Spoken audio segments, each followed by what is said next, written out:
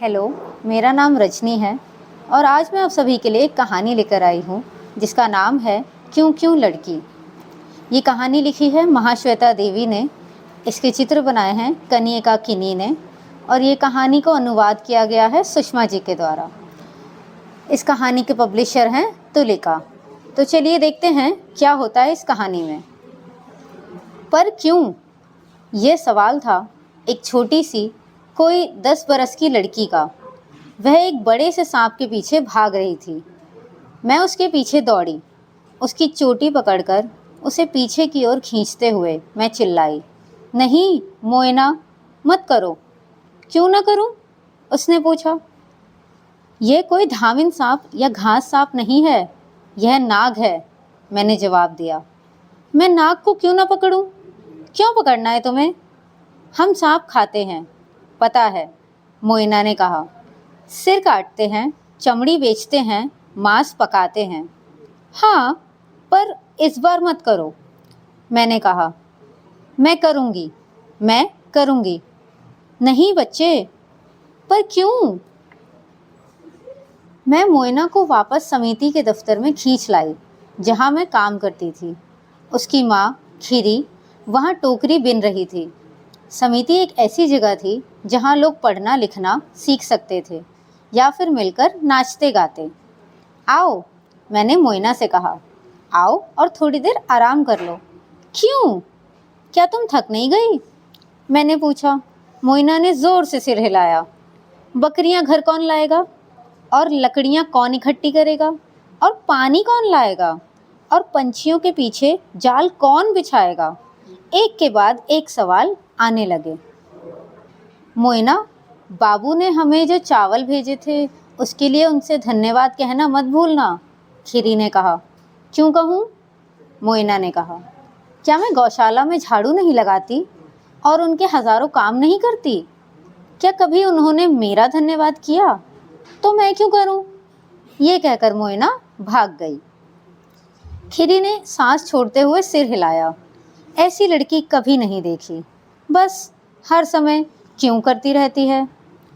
तभी तो डाक बाबू इसे क्यों क्यों लड़की बुलाते हैं, उसने कहा। मुझे वह बहुत अच्छी लगती है, मैंने कहा। पर है बहुत ज़िद्दी, खीरी ने पलट कर कहा। बस मानेगी ही नहीं। मोइना एक शबर थी। शबर एक निर्धन जनजातीय वर्ग के थे। उनकी अपनी कोई ज़मीन नहीं थी, पर उन्हें शिकायत नहीं। सिर्फ मोइना ही थी जिसके सवाल बढ़ते ही जाते थे।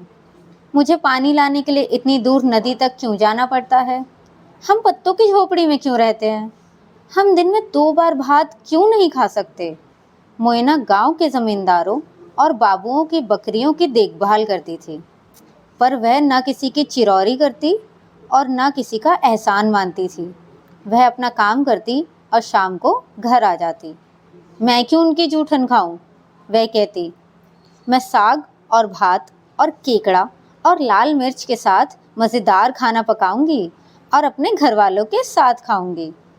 वैसे शबर जाति के लोग आमतौर पर अपनी बेटियों को काम करने नहीं भेजते थे, पर मोइना की माँ की एक टांग खराब थी और वह ठीक से चल नहीं पाती थी। उसके पिता काम की खोज में दूर जमशेदपुर चले गए और उसका भाई गोरो हर रोज़ लकड़ियाँ चुनने जंगल जाता था, इसलिए मोइना का काम करना पड़ गया। उस अक्टूबर मैं गांव में 1 महीने तक रही।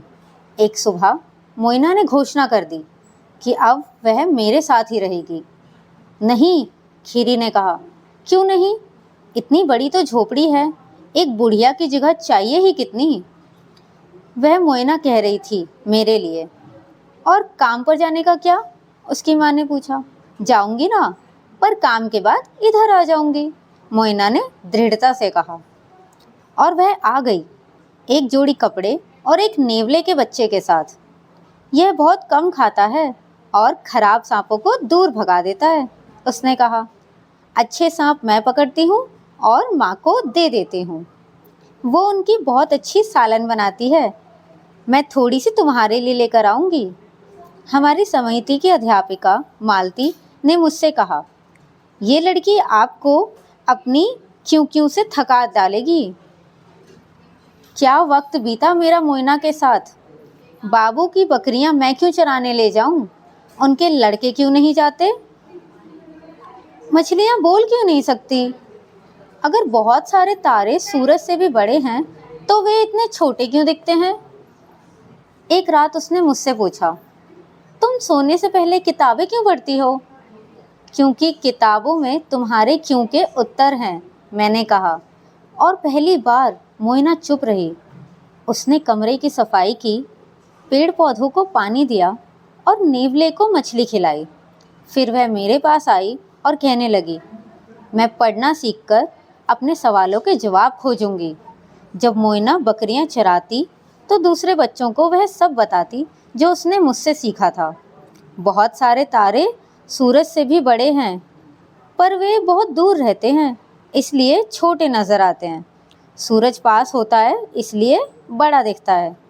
मछलियाँ हमारी तरह बोल नहीं सकती, क्योंकि उनकी अपनी एक मछली भाषा होती है जो मूक होती है।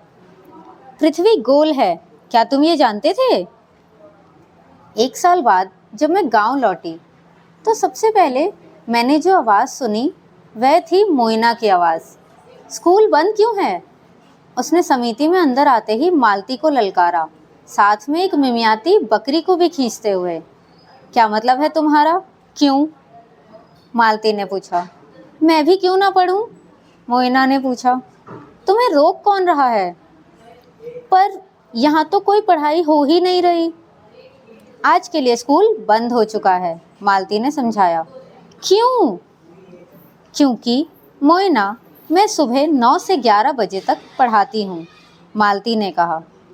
मोइना पैर पटक कर बोली, फिर समय बदलते क्यों नहीं। सुबह मुझे बकरियों को चराने ले जाना होता है, मैं बस 11 बजे के बाद ही आ सकती हूँ। मुझे पढ़ाओगे नहीं तो मैं सीखूंगी कैसे।